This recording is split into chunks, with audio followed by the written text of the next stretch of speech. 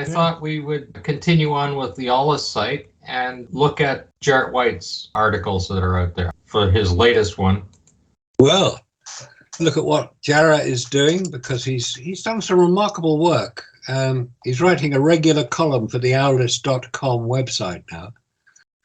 You don't really want to argue with Jarrah because he has the answers. The latest thing that Jarrah has been doing is the C rock. Remember the famous C rock?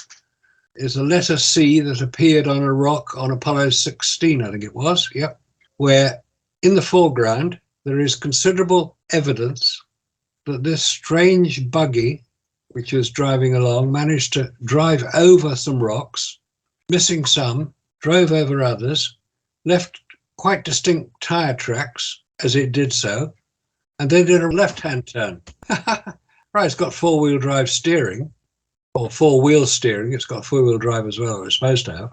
And right in the foreground is a rock. Ordinary-looking rock, similar to some of the other ones there, but this one has a letter C on it. What's a letter C doing on the rock? Oh, NASA tells you. It's just some bit of fluff left in the enlarger or in the equipment when the photograph was reproduced. Well, it's possible. It's the only time it's ever appeared. And it doesn't explain the fact that below the rock is another letter C, as if the two are supposed to match. And whoever placed the rock there didn't quite get it in the right position. Anyway, there's a letter C on the rock. It's very distinctive, you can see it. So Jarrah set out to try and track down the first photograph containing the letter C on the rock. And he traced it back, bearing in mind that Apollo 16 was April 1972. Right. So when was the first time this photograph showing the letter C appeared? Because it's appeared in many encyclopedias, many different books detailing the story of Apollo. So when was the first time that this C rock appeared? Jarrah had the bright idea of writing off to the NASA archives, who supply photographs, giving the reference number A16-107-17446, and he got a photograph back. And he shows rather proudly him opening the envelope in which he received the photograph from NASA, opening this envelope and then immediately showing the photograph. And guess what? It has the letter C on it. Oh dear. So the letter C appears on the original photograph that was then distributed to news outlets through Reuters and AP and all the other people supplying the photographs to publishers. And what you've got here is a distinct letter C on a rock on the moon with a letter C below it, same size, same typeface almost. Oh, no, we're told. No, it's a hair. You can see a shadow underneath. It's a hair on it. No, you can't. It's ridiculous. The idea that this can be explained by some random piece of hair or dust or dirt or whatever on the negative or on the transparency. No, it was on the original. But of course, it's been airbrushed out on many of the occasions since. There's one here which is shown as being airbrushed out. So you've got here, which is a bit of a mystery, which NASA can't explain, because the original photograph shows the letter C on the rock. And that was down to Jarrah's persistence in ensuring that he got the original photograph. It was sent out in May 1972 to newsagents, news distributors, and that's what they distributed. And a lot of people picked up on it, and NASA desperately tried to debunk it and failed.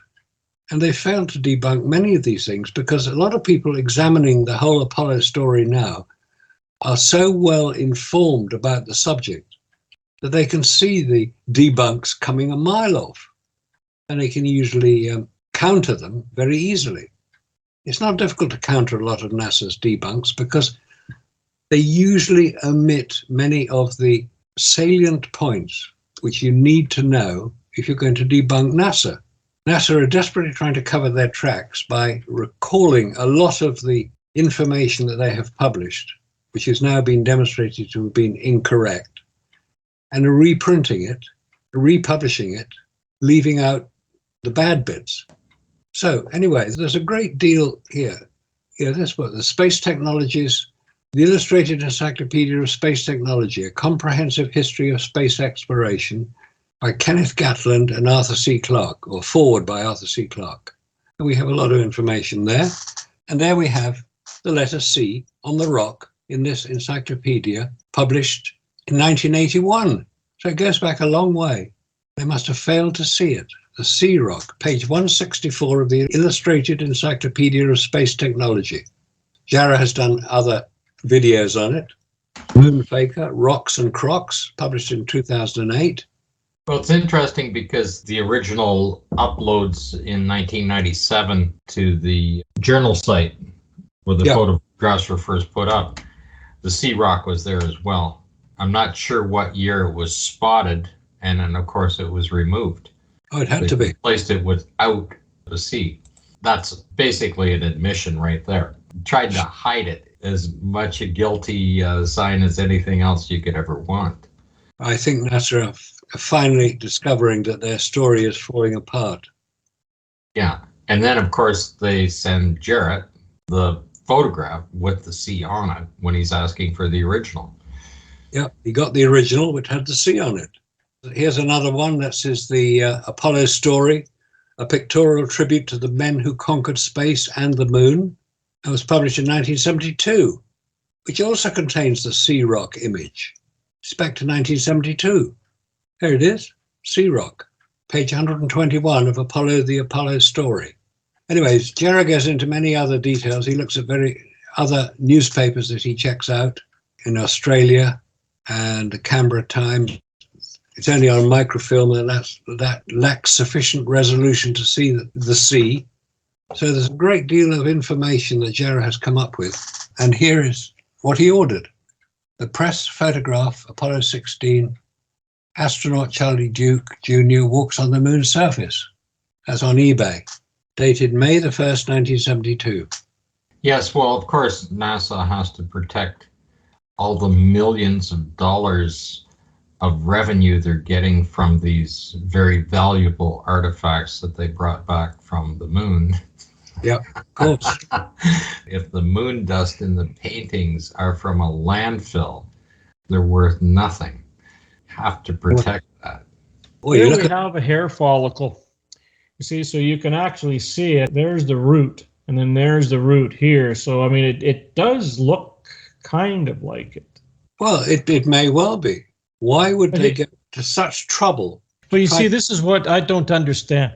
If they say that this is the original, we have a problem, because you can't have hair falling out on an astronaut that has a spacesuit on and a helmet on.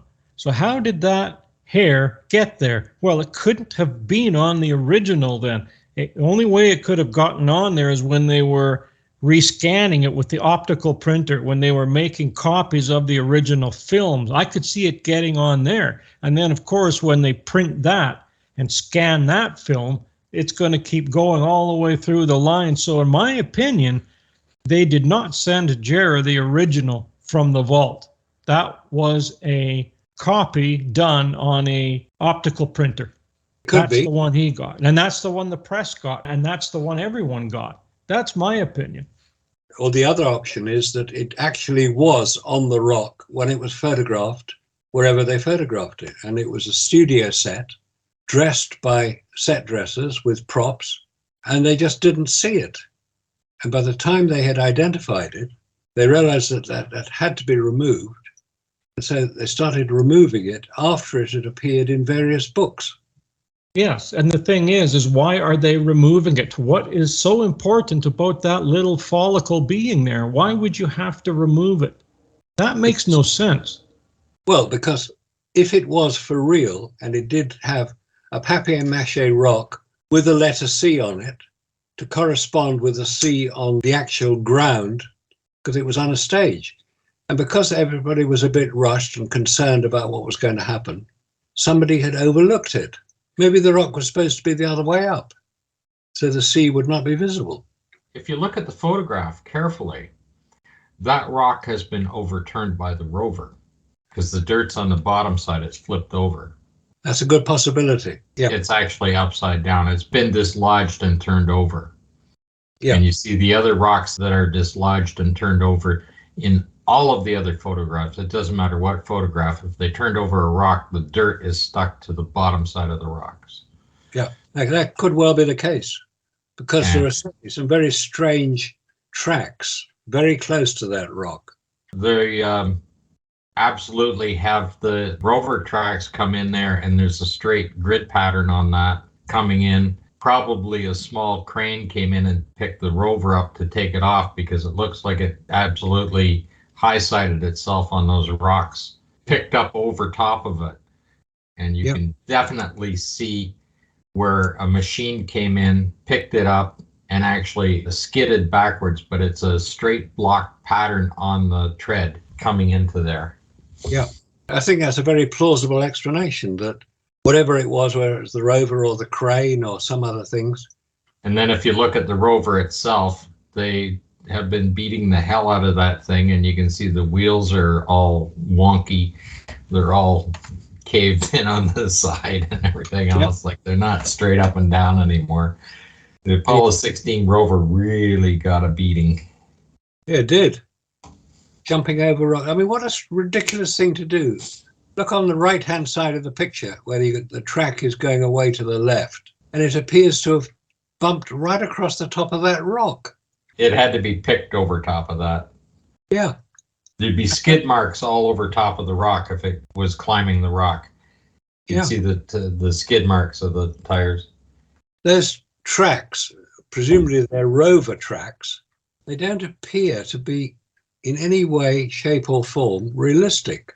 I mean, there's a herringbone track here, which doesn't go anywhere. It doesn't come from anywhere. It's just a herringbone track in the middle of the picture. There's no equivalent track either side of it, which there should be. You can see astronaut footprints in the dust. And it does a left-hand turn, a right-hand, left-hand turn. Even with four-wheel steering, you can't achieve that. I've got the images from March to the Moon as well here. All right, okay. Yeah, let's have a look at those. So what we're looking at right here, you'll see the rover track with the chevron pattern, and then here, this is a straight block, much heavier block pattern than this pattern. You see it actually is skidding coming back off of here. It actually was spinning its tires to get off of there. You see, and there is no track up to that and over the rock. No, there isn't. You had to pick it up over top of that. And then you can see that the wheels are no longer exactly vertical. They're wonked in quite a bit. But they kind of picked it up and set it down here and got this piece over the top. If it was to drive over top of that. And then this is dislodged because that is the bottom side of the rock. Yeah, I think it is. Every rock that gets turned over, there's dirt on the bottom side of it, same as this rock and everything else, right? Yeah. This one's just dislodged back. But if you take a look even closer, you can see where the rover came in and hooked on that, ground right in on it, put a chip in it. They have messed around with this equipment to such a degree. Like, it looks like the rover came right into here, got jammed, and a machine came in, up and picked it up and rolled into here to get it over top of that rock, because there are no marks on these rocks here. It's so unrealistic. Those tracks are so unrealistic that most people would immediately say, well, where is the other track? Because if it's gone through that left-hand turn. Well, look at this. How do you do that unless it's being dragged back and pushed around? Which may well be the cause of the rock being overturned. See, and here's the one on the journal site. Here's the photograph of it. And of course, you can see it. It's a little hazier than that. It's still the same view. But absolutely, this isn't disturbed here whatsoever. Which you'd expect it to be if the rover had hit it. If it drove over it, it's going to skid the tire a little bit going over there and definitely leave a mark. Yeah, and where's the other track? Where's the front wheel track, if that's supposed to be the back wheel track? Well, this is where the front wheel on that side stops. It doesn't continue until it's over here. Looks like they kind of picked it up on one side and dragged it back this way and then around, because that's exactly what you see right there. Exactly. Here I have all of the different ones from the different sites. It's the same picture, however they've cleaned it up to make it a little sharper or whatever, right? the photograph's being taken while he's moving his foot there, and you can see it kicking that up. There should be a huge plume of dust anytime you move your feet, and that's just...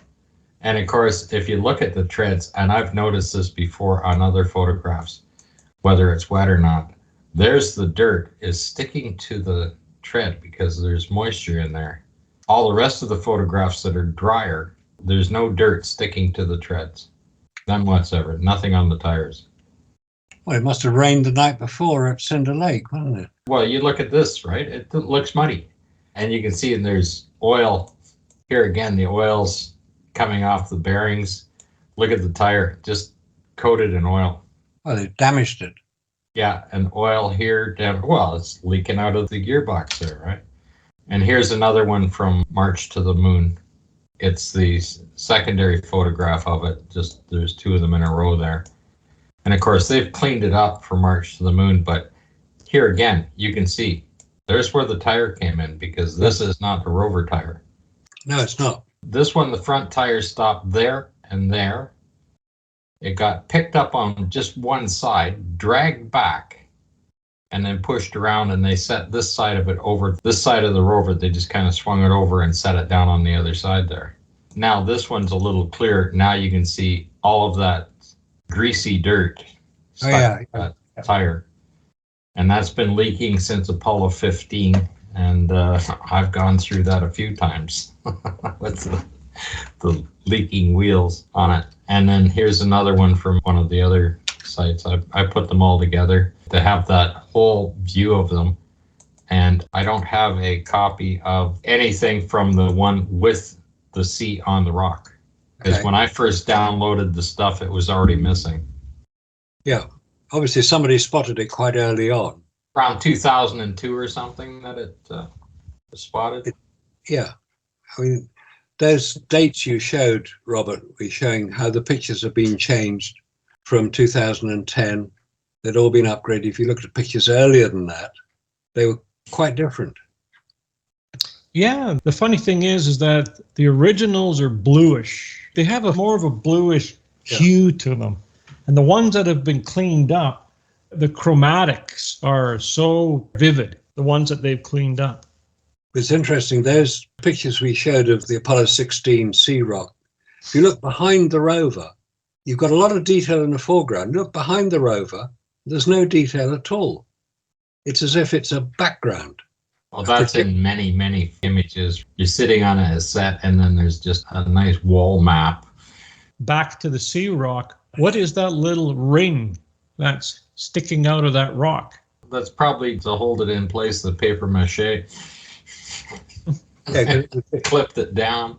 Maybe they put a paper clip in it, who knows, and you get a ring. I mean, I'll give you this. All of these Apollo rocks are screwed and glued. Well, there's probably a production line to produce them. Moon rocks, about 1 foot long, 6 inches deep, and about 9 inches wide. You know, get lots of lovely stones on the outside.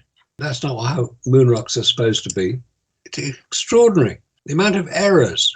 I mean, looking at the background there, you can see virtually nothing at all in the background behind the rover.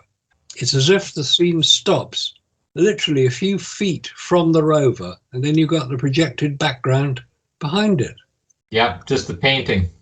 A painting or a photograph projected. And when it stops, it stops. Let's face it, I don't think that he's very far from the edge of where that matte painting is. No, I don't think he is. About 3 or 4 feet. Yeah, that's about it. Yeah. As a matter of fact, that's where the rocks stop too. When you look at these tiny little rocks that go all the way across there, they stop. Yeah, they do. They do not cross that line. Nothing crosses that line. And you'll never see rover tracks cross that line either. No, you don't. And that's in all of them. Robert and I were looking at that the other day. They come down and they swing along and you name it. It's just unreal. And then there's just nothing. It's just wiped right out. As soon as you get too close to that line, they have to turn the wheels or they're going right through the painting. You realize when you start off at Apollo 11 and you have a very, very small area in which they were working in, and they were very, very detailed in trying to keep everything to fake the moon landing. And then by the time you get to Apollo 12, you got Alan Bean, and he's doing all kinds of crazy things out there and goofing around on the set. And then you get to 14, where they're walking, and they've increased the amount they're walking, taking the cart around. And then when you hit 15 and you got a rover, now you have to have a much larger set for these guys to screw around on. But you see them falling down, tripping over stuff, knocking over the experimental equipment and destroying it in the videos. And I mean, these guys didn't give a shit. And as soon as they got the rover, they beat the hell out of them. They beat the hell out of the cameras. They beat everything up. And they photographed it while they're doing it. They videotaped it while they're doing it. Perhaps they were just trying to convey something to people watching it later. They weren't taking it seriously because they weren't on the moon. And if they fell over, it was bad luck. But it wasn't the end of the world. It wasn't death. And they knew that. So they could fool around and do what they liked. And if they wreck a camera, they grab another one. If they wreck the rover, they grab another one. And he was no object in this situation. But the details on things disappeared because all of a sudden you see, oh, there's the experimental equipment out. Well, 11 and 12, they show you setting up the experimental equipment. Time you get to 15, they don't even bother to open the bay door where the experimental equipment's stored. It's already out on the set. Why would you open it up? It's all duct taped together, but you don't open the door. No, because it's a strange sequence of missions, because you got Apollo 11, which everybody watched, we're told. Then you got Apollo 12, which nobody watched because they pointed the camera at the sun, or that's what they said they did. But there was no video picture, so everybody lost interest. So then you have Apollo 13. We'll better jack up the interest. So let's have a bit of a space opera on this one. The fact that the capsule probably came down in the Atlantic without astronauts on board, because the whole thing was planned well in advance. And they knew perfectly well that the astronauts weren't going to go anywhere on Apollo 13, but they made a good story about it. Then you have Apollo 14, where you got golf shots and Alan Shepard doing ridiculous things. And so everybody gets, oh, look what they're doing on the moon. Then, as you say, Apollo 15, 16, 17, they got the rover, so that distracts from everybody's attention. Oh, they got a rover on the moon, which drives about as far as an electric car can today, on electric power only. So it's a Hollywood film script, which was storyboarded right from the beginning. Everybody knew what they were going to be doing. The astronauts knew that they weren't going to go to the moon, so they could fool around and show how brave they were, because nobody thought they weren't on the moon. The astronauts think they're going to be on the moon. They would take much more care over their behavior. They wouldn't fool around because they didn't even know if they were literally on the moon. They wouldn't know if taking a step forward meant they would go into a deep dust-covered pit. So they had to be very, very careful, but they weren't. They were larking about and singing and falling over and kicking things because they weren't on the moon. They knew perfectly well that it would be a complete fabrication. And they were paid well enough to shut themselves up and not claim to be military men so that they could obey their president, who said, go to the moon and show America's first on the moon. Well, they played their part very well. The trouble is, they can't keep up the pretense forever, and they haven't. And so when they're confronted with it, like Buzz Aldrin was by Bart Sibrel, they lose their rag. I mean, this is an astronaut, a trained military officer, punching somebody who made a few rude remarks to him. That's not very professional. That shows his inner turmoil. Because dear old Buzz, I know he's just married recently, again, aged about 93, but he had a few rough years where he was no stranger to the bottle, and he also didn't behave particularly well. He was under a lot of emotional strain, and it shows, but he's got to keep up the pretense. That brings up the other question is, why would NASA, who has all of this technology, all of this stuff that can be used commercially, like the insulation, the radiation protections, the suits that they develop, I mean, they could be used to work in nuclear power plants if they had that kind of protection. They had all of that stuff in there. And They didn't have to advertise it if they actually had it, because they already had Neil Armstrong as their icon. Why would he no longer be working for NASA? Why would any of them not be working for NASA after they finished these missions? These were the most important people out there that could sell their product on the commercial market. All of their fuel efficiencies that they have to sell to independent companies that are going to be putting out satellites. The window glass that they were using for the Apollo missions would have been used in commercial airplanes because they're that much stronger. All of their lightweight materials, their development in titanium and everything else, right, never made it to the commercial market. Their battery power never made it to the commercial market. Their fantastic computer was light years beyond anything else out there. Well, how come a couple of guys that were getting higher than ever sitting in a garage, came up with a computer that's still being used today?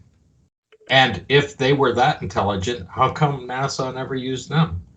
Why weren't they on the NASA team to develop the computer? Their machine that they claim that they have, that did all of that stuff that they claim was light years beyond.